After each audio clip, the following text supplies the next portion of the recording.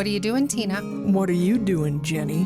We are two women living our best lives in the Black Hills of South Dakota, sharing our stories, laughs, and projects happening in the garage. Whether you're looking for a bit of joy, a spark of creativity, or just a comforting voice, you can find it here. Unicorn! It's been a week, let me tell you. I feel a little bit like somebody that's been through a battle or a traumatic experience where you're on the other side and you're like, oh my God, that was a lot. Yeah, we've all seen the videos on TikTok in the hospital. Tina in the bathroom writing on her bandage. Mm-hmm. Totally. Where do we start? Although she's pretty funny. No, it all started out on the forklift thing, the tractor. What's it called? Yeah. The skid steer. The skid steer. Okay, so this the is... forklift. I have my okay. days all mixed up, but it was on a... What day did you have surgery? Was it 2 weeks? It was Wednesday. I went in Wednesday. I had it on Thursday because 4th of July was Friday. Right. Yep. So I had it July Thursday. 3rd, Tina went in for a routine umbilical hernia repair. Mm-hmm. But let's back up. Tina, how did you get Stop. a hernia? No, I just want you to tell. That's fine. I was naughty. I was doing some work in the yard, and I was by myself, and I was moving some boulders, and there was one that was probably 18 by 18. So big enough, but not monstrous. Mm-hmm. And the skid steer was like 5 feet away, but I didn't want to stop. I was like, I can just kind of prop it over there. You know, you'll lob it over. Yeah, you lift and We've all been roll there. at the same time. Lift and shove. I would have had to shimmy it. Yeah. So I did. And when I let it go into the bucket, I felt a little pop in my belly button. And it didn't hurt right away. It was just like a weird sensation. And through the rest of the day working, it got hot and red. Mm-hmm. And so when you came home, I showed it to you. And you're like, yeah, I bet you have an umbilical hernia. Mm-hmm. And we just went on through the day. Took some Tylenol. Took some Advil, which I rarely do because of my Crohn's. But she kept complaining about it, which is not like her. Normally, she just rolls right over whatever, and, you know, there might be a little ache and pain, but she's just she's kind of tough like that. And so when she complained about it again, I was like, let me see it. And so I noticed her belly button was pretty red. Yeah, like a good size around it, like 4 inches around the perimeter, you know, all the way around. Was red, hot, a little swollen, like my stomach was a little distended. So we went to bed. I took a picture of it the next morning when I was out on the pad having coffee, and I texted it to Trish, actually. Because Trish does, you know, bariatric weight management. She was our guest, but she is also part of the general surgery team. Okay. Mm-hmm. And she said, can you come in at noon? I want to see it. Like, I just need to do an office exam. And I was like, yep, no problem. So I went in, and she did her physical exam, and she was like, yeah, I think you have a hernia. I'm going to send you down to CT to confirm. So CT, I went. On my way home, the office called. Jenna called, actually. And she was like, hey, yeah, you know, you have a hernia. Right now, we're booking out to the end of July. But Fromm just had a cancellation and for tomorrow, and we would really like to get you in to get this taken care of. So can you have surgery tomorrow? And I said, yeah, I mean, yeah, whatever, Dr. Fromm and Trish recommend, I'm going to do. Like, obviously I trust them with my life, like before this, but after this, during this, all of it. They're so top notch and so good at what they do, that if they told me to hop on one leg because it would help cure cancer, I would do it. They're just those kind of people. So in I went on Thursday. Thursday. That was on Thursday. And that was when I posted the videos because so I haven't even posted this because so much has happened since then, but I posted a couple videos of Tina in the skid steer trying to get the last of the rock put down in these landscape features before she was going to have surgery. And then the ground was a little soft and she almost tipped the skid steer off the back hill to the point where I'm like screaming and I'm like, get out, get out. Yeah, that would have been bad. And this is with the hernia. Yeah. Yeah, it's the morning of surgery. I'm just, I didn't have to be there until 12:15, so I had these like 4 or 5 hours that morning where I was just trying to scramble and get some things done that I knew I wasn't going to be able to do for a few weeks after the surgery. And I just, with some things I will admit, like you're moving too quickly, you're not taking your time. This was not that. I was moving quickly, but not when I was in the skid steer in that moment. It really was, I was backing out of a tight spot, and the back left wheel, which is on the downhill side, hit a soft spot in the dirt, in the turf, and it sucked it down the hill. And so Jenny was inside on a work call, and I just sent her a text and I said, hey, can you come out here? Because I didn't want to try to get out myself without somebody watching me, because it could have gone awry really fast. And then I'm out there alone. So I knew that I needed to have her out there. Not only is she having hernia surgery, she's also having trauma surgery. Right. Like I got this in my head. She's got a concussion and a broken leg. Right. Yeah. She can't, like, legit, like, this is how people die from accidents like that. Like, and I get it. Like, this stuff's not lost on me. So I got out of the skid steer and just kind of walked around and assessed the situation. She's on the pad, and I'm like, I think I can just raise the boom and enough to where the bucket isn't dragging on the turf in front of me, the terrain in front of me. I can ramp up the RPMs and just go left and forward and try and up and out of the hill.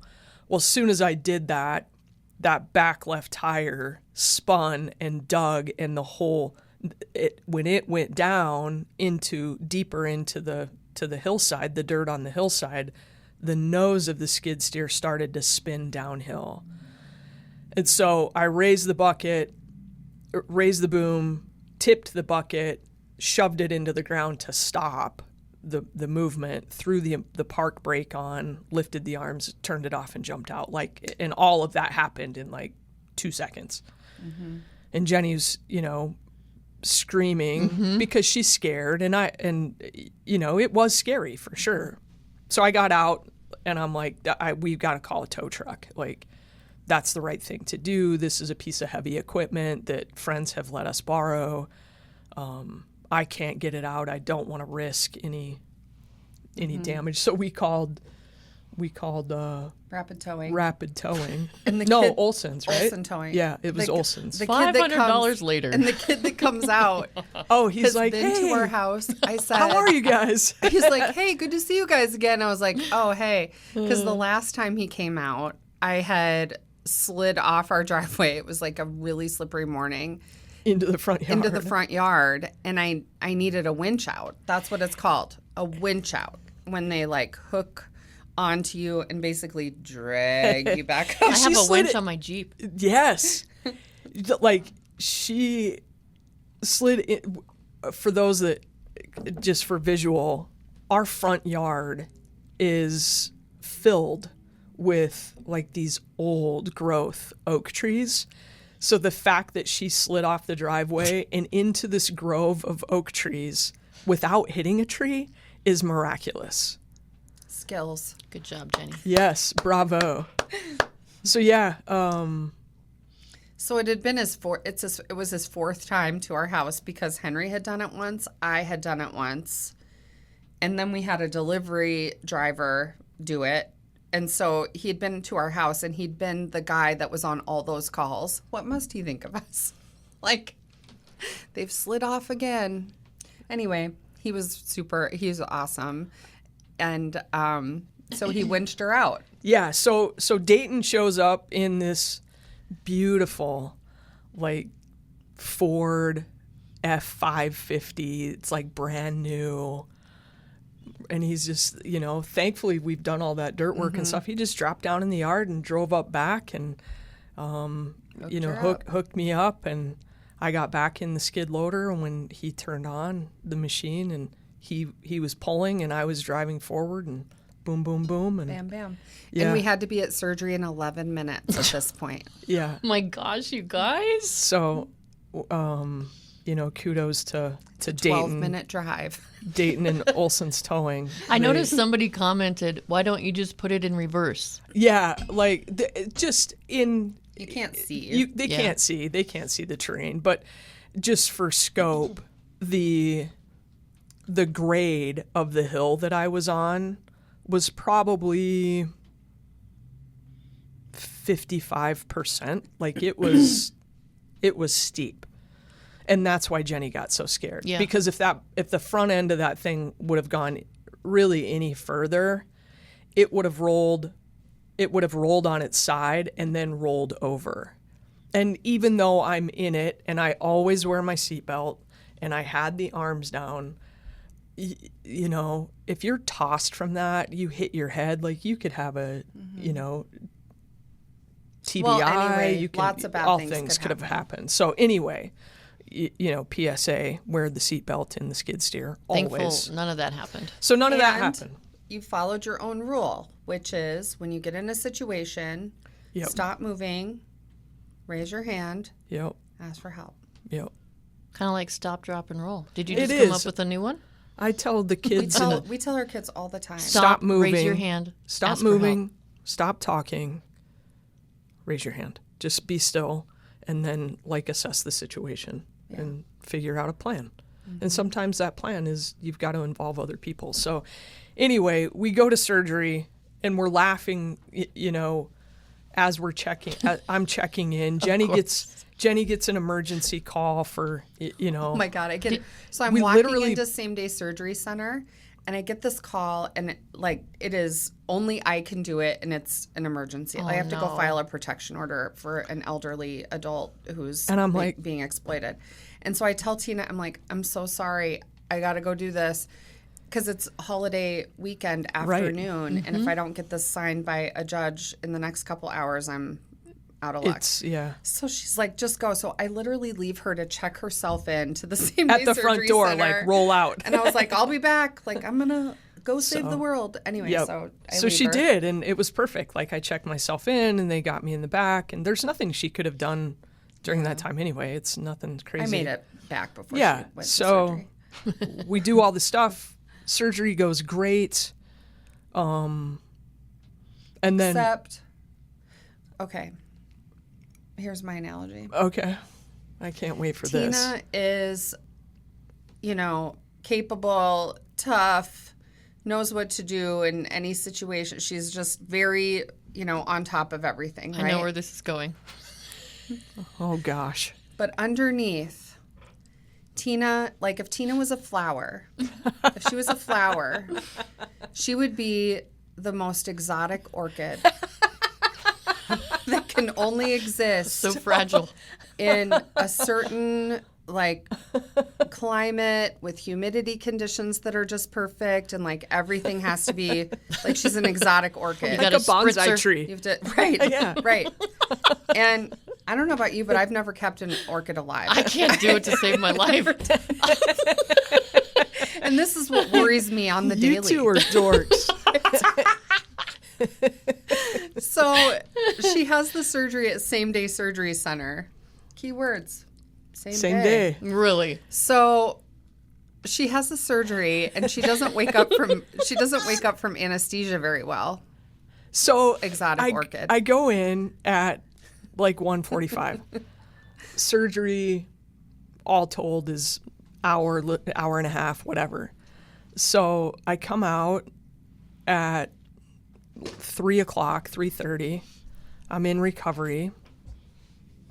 And I can hear the things that are going on around me, but I can't open my eyes. There is no amount of coaxing, Sternal rubbing. sternal rubs, like anything. Or that is, hitting. yeah, like I amount of just, I violence. can't do it. And so I remember being in somebody, a nurse saying, you're in recovery and everything went great. Can you open your eyes for me? And then I hear her, I feel my head shake no, and I hear her say no. Okay, that's fine. You just keep resting. And then I hear sometime later that they're moving me into my room, right? So I get into a room. I can still hear all the things going on around me. I can hear the nurse come in and checking vitals. And I am terrible coming out of anesthesia. And my pulse ox drops so low that they have to put me on supplemental oxygen. And I am so naughty. And I don't know that I'm doing it. Like I'm not aware until I get scolded. And I take the oxygen out of my nose, and I usually put it on my forehead. Sometimes she wears it on her forehead. or on my Sometimes she nose, wears it on like her, on the the bridge bridge of of her my nose. nose. Sometimes it's a necklace. And then it alarms because I drop to in the 50s, and they'll come in and they'll say, like, can you take a deep breath for me? Take a deep breath for me. Come on, take a deep breath. And I'm thinking to myself, I am breathing just fine. Like, I am so peaceful. Just put me in a corner. It does look like the sleep of angels. Like, she looks like a cherub. Like, she is so... Jenny makes fun of me in the most loving way. It's like a cartoon, right? You breathe in, and then you have the guy go with his what it lips. is. She does that. And so they get her back in the room, and I have I don't know what time it is at this point, 5:00. And I call Tina's mom to tell her that she's back in the room. And I said, do you think I have time to go home and let the dogs out? Which is a dumb question because her mom goes, oh, yeah, you got hours. She's going to be out for hours. Just go. And her dad and I will come up and see her right now because we're on our way to the baseball game. I said, perfect. So I leave. I tell the nurse, I was like, here's my number. Call me when she's back to the land of the living. And I leave. And so I remember my parents being there and having a full-on conversation with my mom and dad. We were talking about them going to watch one of the post-22 games and, what they did for the day and the update on my niece and my nephews and my sister and my brother-in-law. Like, our family in general has a lot of moving parts right now. There's a lot going on. And I remember having all of these conversations, but I never once opened my eyes. I can't tell you what they were wearing. I can't tell you, I just can't come all the way out. Are you sure you were having a conversation? Yeah, well, sometimes I feel like Mr. Robot, So long story short, I don't get her home until 11:30 p.m. Like she finally It's comes about out of it. 10 o'clock by the time I open my eyes, about 10 p.m. So a good 7 hours in recovery gosh. before I open my eyes. And that's just normal for her. Yeah. So I used to get excited about it. Now I'm like, this is how orchids recover. So And anyway. it's great for everybody waiting on me because just leave me there. Just like put me in a corner and let the staff, the nursing staff, do what they need to do. And you go do your day. Like, go get all the things that you want to get done, go work, because I'm not going to know that you're there or not there. So don't feel like pressure You don't have to sit there in and a watch room her. and watch me. Like, Wait, that's Jenny, dumb. is this how you take care of an orchid? Just stick it in a corner. Yeah, let it rest. That's right. You would think. Might It's have to try tricky. it. It's tricky. But wait, there's more. I know, this story is just beginning. Yeah. So we get her home and, we go to bed. Saturday, Sunday, just kind of low, trying to, just basically post-op recovery days. But on Sunday night, it started to get really red. Yeah. And now, Thank you, honey. you're welcome. Now I have like this weird shaped growth or pocket of, it's a pocket of fluid, but it's like this weird bulbous spot that's almost the size of a racquetball underneath my skin next to my belly button. And and now it's super painful. Like, I had a good couple of days, but now it hurts. Like, it hurts to stand up. It hurts. I'm icing it. I'm trying to stay ahead. We go back in. After, because you came in here on Tuesday. Yep, and I I was didn't like, feel great on Tuesday. yeah, that can't be good. I did not feel well Tuesday. I was in some pain. I was very nauseous. You stepped out in the middle of our I podcast. did. I went home from here on Tuesday and really just kind of laid low. I slept a lot. But Wednesday, I went back in to see. So Wednesday, I got home about... No.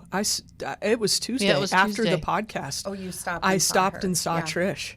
Well, I went home, and then you came home, and you were like, we have to go back in. So we Oh, went. I remember. Because of the heat No, coming no, off no. of your stomach. Yes. Yeah, it was just crazy. Yes. So you had texted, and you're like, okay, Trish was like, Well, we need labs. Trish said, I got home. This is Wednesday. All of this happened on Wednesday. It did? Yeah. So all of this happened on Wednesday. I get home about, 12:30, 1 o'clock, because I know she's not feeling good. And she says, Trish wants me to have labs. Can we go later? And I said, yeah, that's right. no, honey, we can't go later. I said, it's 1 o'clock right now. And if we go right now and get your labs drawn, everybody's still going to be at work when those results come back. And if something needs to happen, we need to do it during the workday. I was so tired. I wanted to lay down. Yeah. And that's why I wanted to do it later. And you were like, no, we need to go. So in she now. wasn't. So I wasn't really totally thinking- happy because She's she doesn't still feel being good. naughty. But I get her to the hospital and I said, you go check in for labs. I'll be right back. So I truck it down to general surgery and I said, if there's a provider in, I don't know who's here right now, but Tina's getting labs right now and I really feel like somebody should look at this. Because right now it's red and the redness has borders to it. And they said, absolutely bring her. So I go back, get Tina. She gets her labs done. We go to general surgery. Trish is able to see her and we mark it. We mark the borders of this red area with marker, with a skin marker. Yeah. And she puts her on an oral antibiotic and whatever. So then it goes on to be about 7:30 that night. Mm-hmm. And I don't like the way that it's looking. I don't like how hot it is. And I said, I really think you have a hot belly and we need to go to the emergency room. She's like, really? But at this point, she's feeling so bad that she's like, okay. which Yeah, I for caved her, pretty quick. which for her, I can kind of always tell because if she caves quick, that's a bad sign. So we go check into the emergency room, and you are like hurt. You were hurting really bad I was at this an point. 8 for Yeah. pain. Wow. It was no joke. So we have kind of a rough go at the emergency room, but finally Tina gets admitted at 2 a.m, but she doesn't get a bed till Upstairs. 5 o'clock the next morning. Yeah. And so I got home about 3:30, but you know how like I couldn't wind down. And so then it gets to be 5 o'clock and I'm like, well, fuck it. I'm just going to take a shower and go to work. So I take a shower, I go to work. Tina is up in a room. I go take care of a few things, but I want to be back because, you know, morning time is kind of when everybody does rounds at the Doctors hospital rounding. and doctors are around and I want to be there. So the plan is, I find out, to take Tina to interventional radiology where they're going to pull some of that fluid off of her belly and culture it, test it to see what's going on in there. And how was that? That experience, I couldn't go with. so, yeah, it, you know, at this point, I'm really, really nauseous, and I don't do well with like movement like that anyway. So they're moving me on a bed quickly through the hallways, and you know, I get to the room, they get me in a on the table, and there's just all these people, right? Like the whole experience, all I keep thinking about is, you know, this is Jenny's world. Like the medical field, the medical side of things is Jenny's arena, and she's really good at it. My experience is really more as an advocate for things that my mom has gone through. So for me, I'm in a bit of bewilderment because there are always so many people around and working on me that I don't really contextualize the seriousness of what's happening. I have no frame of reference. I just think this is normal. So they aspirate in 2 different locations, and at one point there's a radiologist that's down there, the tech. His name is Jeff. I will forever remember Jeff's name. He was so thoughtful and so kind in a time that I was very vulnerable from pain, from nausea. And he distracted me with, you know, I tend to ask a lot of questions when to defer the attention from me. And, you know, I know this about Jeff. Jeff started in this field within months of graduating school, radiology school. He just in January celebrated 39 years. This coming January. 39 years at the Yep. hospital. Yep. Wow. Or, excuse me, 39 years in July, like the previous week he had celebrated. But in January, he turned 65, and he's going to wait until July of next year when he hits 40 years and then retire. That's Wow. so cool. And so, That's awesome. yeah.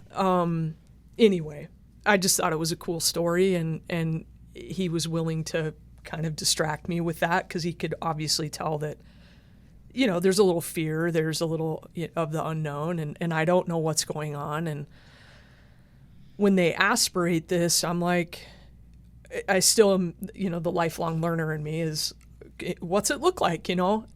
Not thinking that they would stick it in front of me and show me.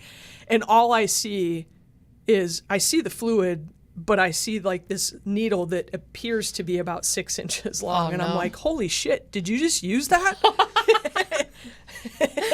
And then I see the color of the fluid and, you know, and how much they pulled and whatnot. So anyway, I have to say it. That's what she said. that's exactly, that's right. Everybody says this is 6 inches, right? It's average. It's you know? right. True with snowfall totals and everything else. Anyway, keep going. That's right. Here, fishy. So yeah, he just was just a thoughtful man, you know? Yeah. And I just want to thank him. So back up to the room I go. And she is pretty sick at this point.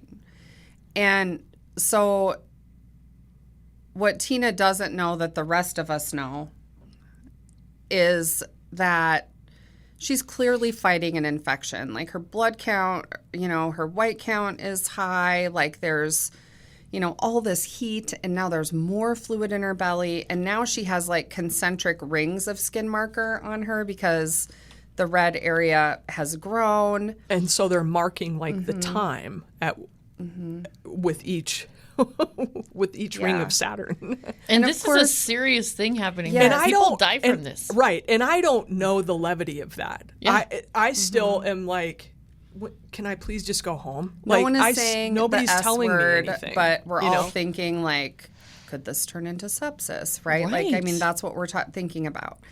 And so they put her immediately on, you know, IV antibiotics, of course, and we're waiting now for this fluid that they pulled to be tested. Well, okay, so now infectious disease comes in.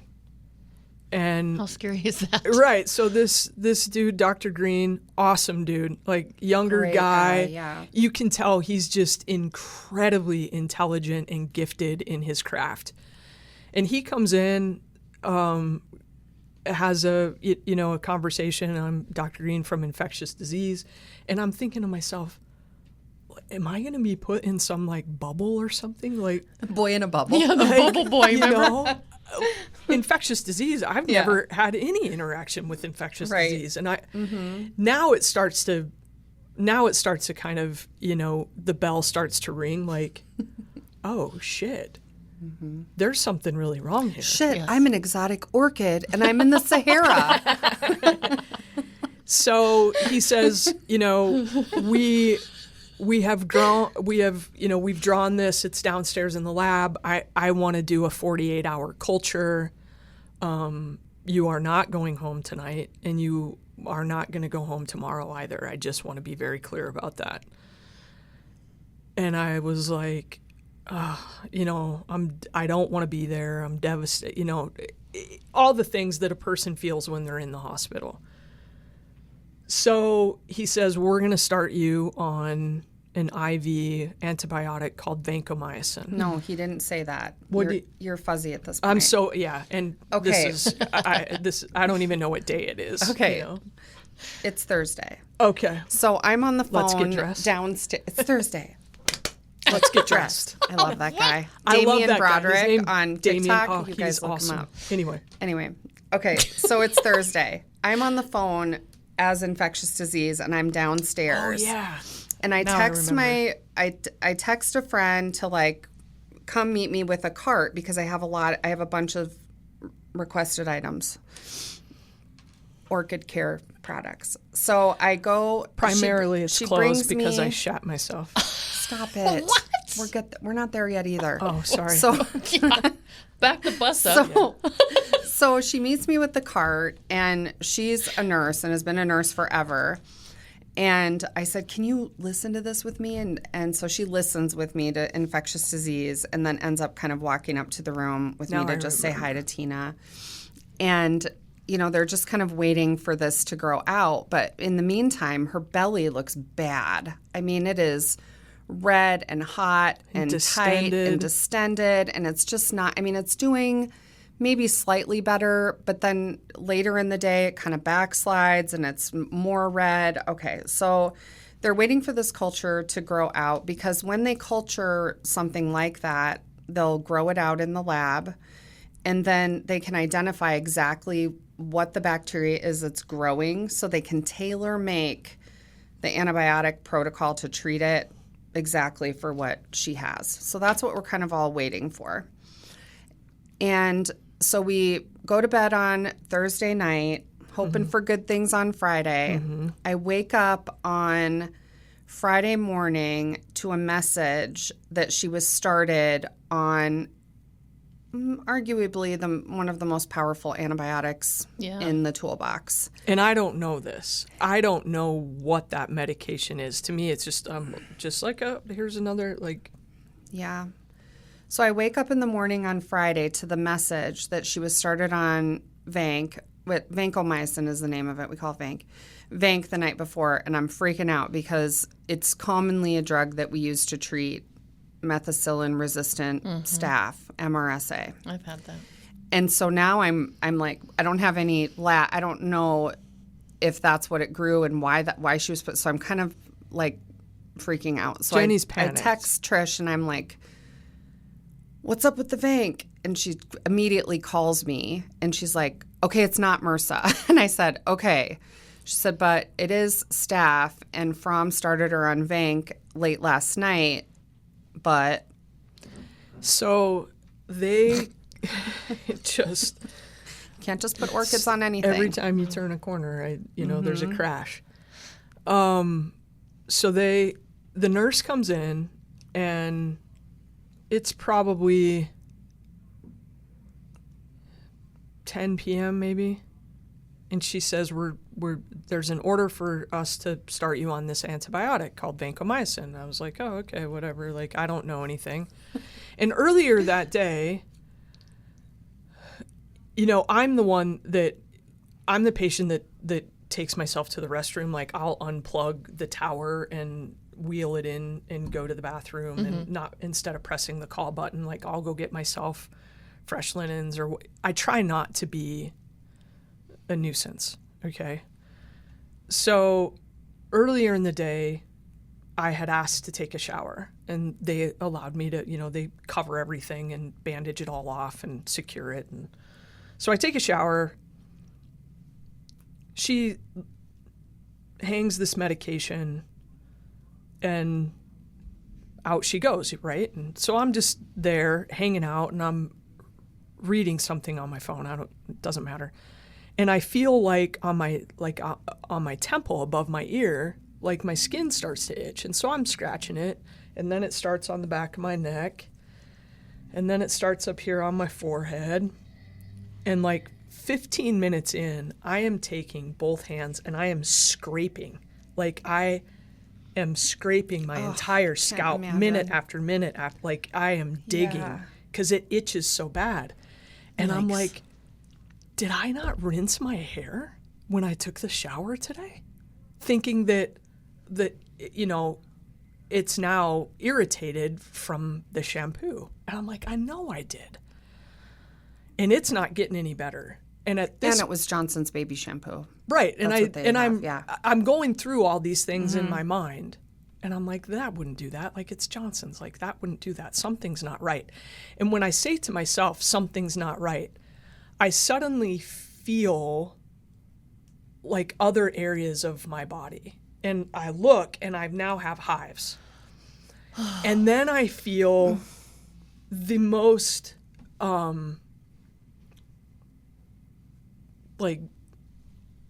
weird, it's beyond weird, sensation that I've ever felt. I feel the skin on my head, like my scalp, swell. Like your scalp was swollen. My scalp gets thicker, and I can feel it. I can feel as if I were looking in a mirror and my head just went whoop and swelled out. And now I'm panicked because now my inner ears are starting to itch, my inner nose is starting to itch, and my throat's starting to close. So I quickly push the call button, and she comes in, and when she draws the curtain back, she's like, whoa. And I have what now is called red man syndrome.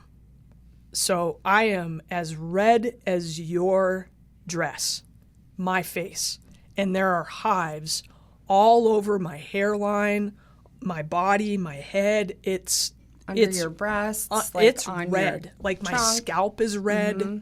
I have scratched so hard that I have like little bleeding spots. Like it's bad. I am a hot mess. And so she asked for help. So now I'm panicked. And Jenny's not there. No, because it's like midnight late. now. Yeah. And so she's like, I'm going to call, can you breathe? And I said, yes. But it's hard. It's getting harder. Like I can hear my voice get raspy and I'm like, it's getting harder. And so she immediately goes and gets IV Benadryl and pushes that and then gives me this oral anti-itch medication, whatever, pill. And then I can hear her on the phone with the doctor because the nurse's station is right outside my room. Yeah. And I can hear the panic in her voice. I can hear the responses that she's saying, like, now I know this is no joke. So she comes back in. At this point, she had already disconnected me from the Vanc, but it didn't matter because it had already run. Right. Like the whole bag had emptied. And she flushes the IV. They get it under control.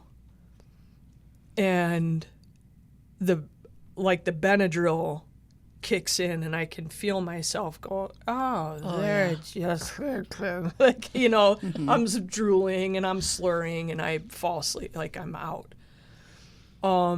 Tina has a new allergy in her chart. So yeah, Vanc is his I name. am highly allergic to vancomycin. We're running out of time, so I think we're gonna have to make this a two-parter, guys. Yeah. We're gonna leave people hanging. I'm so Let's sorry. do it. Yeah. You know, there's a lot that's been going on in these last 2 weeks, and it's hard to pack it all in. And it was scary. It's kind of an intense part to stop at, but I think we're gonna. Otherwise, it'll get too long. So. No, let's. All right. So let's give the number real quick. Right. Questions, comments, words of affirmation. 844-605-LIFE, which is 844-605-5433. Or feel free to email us. We love getting email questions, hearing stories about, you know, your experiences or how something has impacted you or the relatability for the topic of the podcast. And that can be done through the email address of info@theunicornprojects.com. Thank you for tuning in to The Unicorn Projects, hosted by Amy Rose with Jenny and Tina. Music by Caroline Kilty. Produced by Russ Haddon. Engineered by Chris Jaquez. It's The Unicorn Projects on the Home Slice Audio Network.